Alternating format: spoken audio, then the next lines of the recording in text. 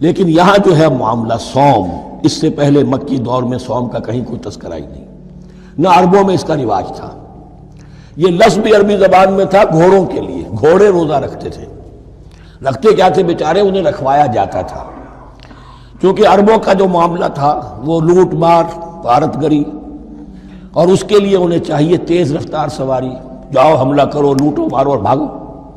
اونٹ جو ان کی فضا اور ان کے ماحول کے لیے مناسب تھا وہ زیادہ تیز دوڑ نہیں سکتا، اپنی اس ضرورت کے لیے گھوڑا چاہیے تھا۔ گھوڑے میں عرب کا سخت موسم برداشت کرنے کی عادت نہیں، نازک جانور ہے، وہ پیاسا تو نہیں رہ سکتا 7 دن تک جیسے کہ اونٹ رہ سکتا ہے، بھوکا نہیں رہ سکتا، وہ لو کے تھپیڑے نہیں برداشت کر سکتا، لہذا عرب اس کو رکھواتے تھے روزہ۔ کھانا پینا بند کیا اور اس کے جو ہے منہ کر کے کھڑے ہو گئے جب گرم تیز ہوا چل رہی ہے، خود تو اپنے آپ کو لپیٹ لیا اپنے گھتنے میں، غترہ کہلاتا ہے وہ جو بھی کپڑا اوپر ہوتا ہے، اور وہ اس گھوڑے کو جو ہے وہ ساری آگ اس پر برس رہی ہے تاکہ اس میں عادت پیدا ہو جائے جھیلنے کی، برداشت کرنے کی۔ تو جنگ کے موقع پر کہیں یہ دغا نہ دے جائے، اگر یہی ہمت ہار گیا تو اس کا تو کیا گیا جائے گا، تو اصل میں سوار ہے جو مارا گیا۔ یہ روزہ ان کے ہاتھ تھا، لیکن جب حضور آئے مدینے میں تو یہاں یہود میں روزے کا رواج تھا۔ وہ ایک تو عاشورہ کا روزہ رکھتے تھے، اس لیے کہ وہ تاریخ تھی جس میں کہ نجات ملی تھی بنی اسرائیل کو فرعونیوں سے۔ پہلے یہ کہ ہر مہینے میں 3 روزے، اب اگر 30 کے 30 روزے ایک ہی مہینے میں فرض کر دیے گئے ہوتے اور وہ ہوتے جون جولائی کے تو جان نکل جاتی۔ بہترین تدبیر یہ کی گئی ہر مہینے میں، اور یہ موسم سارے آ رہے ہیں اس میں۔ پھر کچھ عرصے کے بعد یہ رمضان کا روزہ فرض کیا گیا۔ پہلا جو روزہ تھا 3 دن کا، اس میں یہ بھی تھی اجازت کہ جو اگر مسافر نہیں ہے، بیمار بھی نہیں ہے، طاقت رکھتا ہے روزہ رکھنے کی، پھر بھی روزہ نہ رکھے تو اس کا فدیہ یہ ہے کہ 1 مسکین کو کھانا کھلائے۔ علی الاطلاق تھا یہ۔ جب رمضان کے روزے کی فرضیت ہو گئی تو اب یہ فدیہ نہیں ہے، البتہ حضور نے اس کو باقی رکھا ایسے شخص کے لیے جو بہت بوڑھا ہے، یا کوئی خاتون بہت بوڑھی ہے برداشت نہیں کر سکتی، یا کوئی بیمار ہے، کسی سخت ایسی بیماری میں ہے کہ روزہ اس کے لیے جان کے لیے ہلاکت کا اندیشہ ہو سکتا ہے، اس کے لیے فدیہ برقرار رکھا۔ عام طور پر صحت مند شخص جو مسافر بھی نہ ہو اس کے لیے یہ رعایت ختم ہو گئی۔ یہ ہے ان آیات کی تعبیر جس پر میں پہنچا ہوں، اور بہت پہلے پہنچ گیا تھا، لیکن چونکہ اکثر مفسرین نے یہ بات نہیں لکھی ہے تو میں جھجکتا رہا، لیکن بعد میں مجھے معلوم ہوا کہ مولانا انور شاہ کاشمیری رحمۃ اللہ علیہ کی رائے یہی ہے، تو مجھے اعتماد ہو گیا۔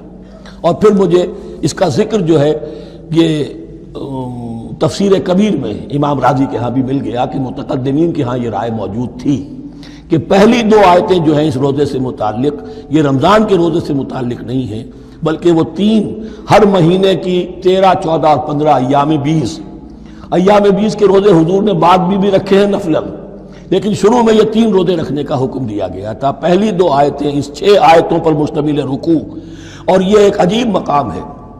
قرآن مجید کے احکام بہت دفعہ ہے، نماز کے احکام قرآن میں بہت دفعہ ہیں، کہیں وضو کا ہے، کہیں تیمم کا ہے، کہیں اور نماز خوف کا ہے، مختلف جگہوں پر، لیکن صوم کی عبادت پر یہ 6 آیات کامل ہیں، مکمل ہیں، اس کی حکمت، اس کی غرض و غایت، اس کے احکام سب کے سب اس میں آ گئے۔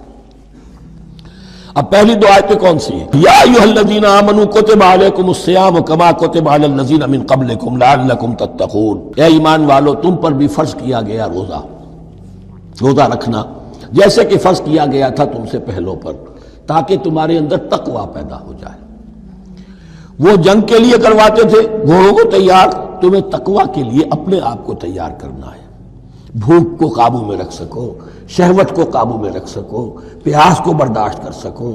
اللہ کی راہ میں جنگ کے لیے تمہیں نکلنا ہوگا، اس میں بھوک بھی آئے گی، پیاس بھی آئے گی، اپنے آپ کو تیار کرو جہاد کے لیے۔ اور یہ بات واضح ہو جائے گی، اگلے رکوع سے قتال کی بحث شروع ہو جائے گی۔ روزے کی یہ گفتگو ہو رہی ہے تمہیداً قتال کے لیے، جیسے گھوڑوں کو تیار کیا جاتا تھا، صوم رکھوایا جاتا تھا قتال کے لیے۔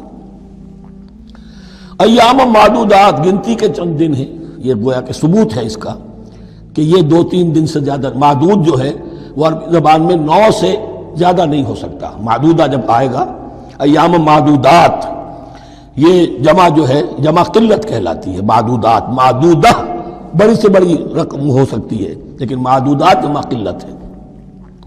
گنتی کے چند روز ہیں. فمن کان منکم مریضا، ان میں بھی یہ رعایت ہے کہ جو تم میں سے بیمار ہو او علی سفر، یا سفر پر ہو، فعدۃ من ایام اخر، تو وہ تعداد پوری کر لے دوسرے دنوں میں.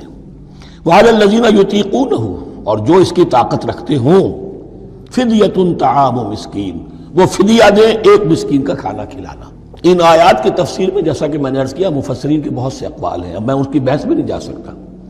جو میں نے اپنے مطالعے کے بعد رائے قائم کی ہے میں صرف وہی بیان کر رہا ہوں کہ اس وقت، اور یہ امام راضی کے الفاظ ہیں، کہ یہ فرضیت الگ تعیین نہیں تھی بلکہ الگ تخییر تھی. فرض تو ہے روزہ، لیکن اس کا بدل بھی دیا جا رہا ہے. اگر تم نہیں رکھنا چاہتے تو تم ایک مسکین کو کھانا کھلا دو. تو گویا کہ تدریجاً انہیں لانا تھا، چونکہ اس بات کے وہ پہلے سے عادی نہیں تھے. فمن تطوع خیرا فهو خیر اللہ، اور جو اپنی جی سے اپنی مرضی سے خیر کرنا چاہے تو اس کے لیے خیر ہے. روزہ بھی رکھے اور مسکین کو کھانا بھی کھلائے، دونوں کام کرے تو اس میں کوئی رکاوٹ تو نہیں، اس کے لیے بہتر ہوگا. وان تصوموا، اور دیکھو اگر روزہ رکھو، خیر لکم ان کنتم تعلمون، یہ تمہارے لیے بہتر ہے اگر تم جانو. اب یہاں بھی ایک طرح کی رعایت کا انداز ہے. اب آ رہی ہیں دو آیتیں جو خاص رمضان کے روزے سے متعلق ہیں، حکمت اور غرض و غایت. پھر ایک آیت طویل آئے گی احکام، اور پھر ایک آیت آئے گی لٹمس ٹیسٹ. یہ 6 آیتیں. شہر رمضان الذی انزل فیہ القرآن، رمضان کا مہینہ وہ ہے جس میں قرآن نازل کیا گیا. ھدی للناس وبینات من الھدی والفرقان، لوگوں کے لیے ہدایت، اور ہدایت کی بھی روشن بینات باتیں، والفرقان، اور حق و باطل میں فرق کر دینے والی چیز. فمن شہد منکم الشہر، تو جو کوئی بھی پائے اس مہینے کو، یا جو شخص بھی مقیم ہو اس مہینے میں، مسافر نہ ہو، فلیصم، اس پر لازم ہے کہ روزہ رکھے. اب وہ وجوب علی التخییر ختم ہو گیا، اب وجوب علی التعیین، اب یہ لازم ہے، یہ رکھنا ہے. ایک رعایت باقی رکھی، ومن کان مریضا او علی سفر فعدۃ من ایام اخر، جو بیمار ہے یا یہ کہ سفر پر ہے وہ تعداد پوری کر لے دوسرے دنوں میں. یرید اللہ بکم الیسر ولا یرید بکم العسر، اللہ تمہارے ساتھ آسانی چاہتا ہے، سختی نہیں چاہتا. یہ لوگ اپنے اوپر سختیاں جھیلتے ہیں. شدید جو ہے سفر کے اندر بھی روزہ رکھے ہوئے، حالانکہ یہاں اجازت دی ہوئی ہے. یہ بلکہ حضور نے ایک مرتبہ ایک سفر میں کافی سرزنش کی. کچھ ایک جہاد اور قتال پہ نکلے تھے، لیکن کچھ لوگوں نے اس سفر میں بھی روزہ رکھ لیا. نتیجہ یہ ہوا کہ سفر کے بعد جہاں منزل میں اب جا کر خیمے لگانے تھے وہ نڈھال ہو کر گر گئے. جن لوگوں کا روزہ نہیں تھا انہوں نے پھر وہ خیمے لگائے، منزل کا کام کیا. تو حضور نے فرمایا کہ لیس من البر الصیام فی السفر، روزے رمضان اس میں سفر میں روزہ رکھنا کوئی نیکی کا کام نہیں ہے. لیکن ہمارا تصور اور ہے، 105 بخار چڑھا ہوا ہے، روزہ نہیں کھولوں گا میں، روزہ تو میں نے رکھا ہوا ہے، یا روزہ تو میں نہیں چھوڑوں گا. حالانکہ جہاں رعایت اللہ کی ہے اس رعایت سے فائدہ نہ اٹھانا ایک طرح کا کفران نعمت ہے. وَلِتُكْمِلُوا الْعِدَّةَ، لیکن تمہیں عدت اور تعداد اب پوری کرنی ہوگی. وہ جو تھی ایک رعایت کہ فدیہ دے کر فارغ ہو جاؤ، وہ نہیں ہے. وَلِتُكَبِّرُوا اللَّهَ عَلَىٰ مَا هَدَاكُمْ، اور تاکہ تم تکبیر کرو اللہ کی اس پر کہ جو اس نے ہدایت تمہیں عطا فرمائی. وَلَعَلَّكُمْ تَشْكُرُونَ، اور تاکہ تم شکر کر سکو اس نعمت عظمیٰ کا جو قرآن حکیم کی شکل میں تمہیں دی گئی ہے.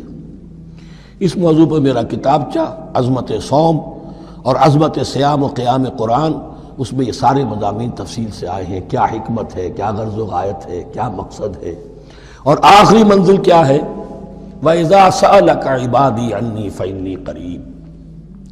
مطلوب تو یہ ہے کہ تمہارا جو یہ جسم حیوانی ہے یہ کچھ کمزور پڑے، روح ربانی جو تم میں پھونکی گئی ہے اسے تقویت حاصل ہو. دن میں روزہ رکھو، اس حیوانی وجود کو ذرا کمزور کرو، دباؤ اس کے تقاضوں کو. رات کو کھڑے ہو جاؤ، اللہ کا کلام سنو اور پڑھو تاکہ تمہاری روح کی آبیاری ہو، اس پر حیات، آب حیات کا ترشح ہو.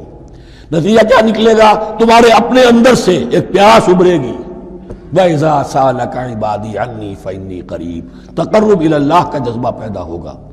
تو اے نبی، جب میرے بندے، ایسے بندے آپ سے میرے بارے میں سوال کریں، ان کو بتا دیجئے میں قریب ہوں، دور نہیں ہوں.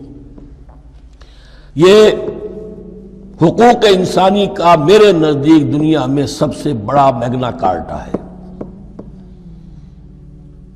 اللہ اور بندے کے درمیان کوئی فصل نہیں ہے، فصل اگر ہے تو تمہاری اپنی خباثت ہے، اگر تمہاری نیت میں فساد ہے، حرام خوری تو کرنی ہی کرنی ہے، تو اب کس منہ سے اللہ سے دعا کرو گے؟ پھر جاؤ گے کسی پیر کے پاس، آپ دعا کر دیجئے، یہ نذرانہ حاضر ہے؟ یہ طریقہ کیا ہے؟ انسان کا نفس حائل ہے اور کوئی نہیں، ورنہ ہم تو مائل بے کرم ہیں، کوئی سائل ہی نہیں، راہ دکھنا ہے کسی رہنمی منزل ہی نہیں، کوئی پوپ نہیں، کوئی پنڈت نہیں، کوئی پادری نہیں، کوئی پیر نہیں، کوئی نہیں، جب چاہو اللہ سے ہم کلام ہو جاؤ۔ اس سے بڑا حق کیوں خالق و مخلوق میں حائل رہے پردے پیران کلیسا کو